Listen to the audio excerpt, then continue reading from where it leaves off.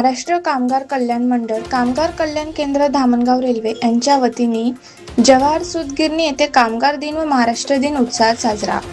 विविध क्षेत्रात कार्य करणाऱ्या कामगारांचा उत्कृष्ट कार्याबद्दल सत्कार।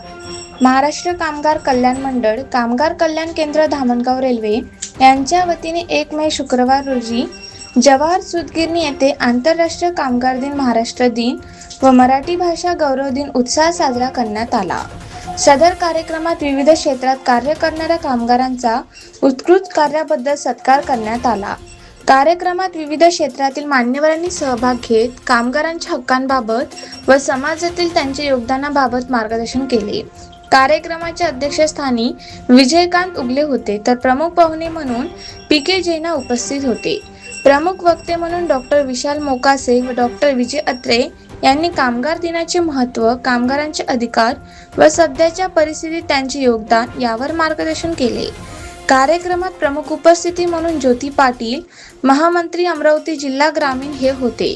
कार्यक्रमाच्या शेवटी उपस्थित मान्यवरांचे आभार मानण्यात आले। संपूर्ण कार्यक्रम उत्साहपूर्ण वातावरणात पार पडला। घडवण्याचं काम माझ्या हातून होत आहे याचं मला धन्यता वाटते, पण मी कामगार आहे, कामच आहे ते, म्हणून कोणीही मोठा नाही आणि कोणीही छोटा नाही। कामगार हा महत्वाचा आहे, हा देश घडवण्यासाठी महत्वाचा आहे, म्हणून कामगाराला माझा सलाम आहे, नतमस्तक आहे कामगाराप्रती। आणि मी जरी प्राध्यापक असलो तरी मी सर्व म्हणजे जे माझे मित्रमंडळी आहेत, जसा भेटला तसा मी होतो, म्हणून मला समाजामध्ये चांगले म्हणतात, हा बरा आहे म्हणते। माझा मित्र आला एक मला कॉलेजला भेटायला आणि मला अहो म्हणू लागला। त्याला वाटलं हा प्रोफेसर आहे, तेव्हा प्राचार्य होतो मी त्याला आपल्या मराठीची शिवी घातली एक आणि सांगितलं, मी तुझा मित्र आहे, मला तू फक्त दीपक म्हण। तेव्हा तो एवढं आलिंगन दिलं मला आणि त्याला वाटलं की नाही, हा जमिनीवर आहे।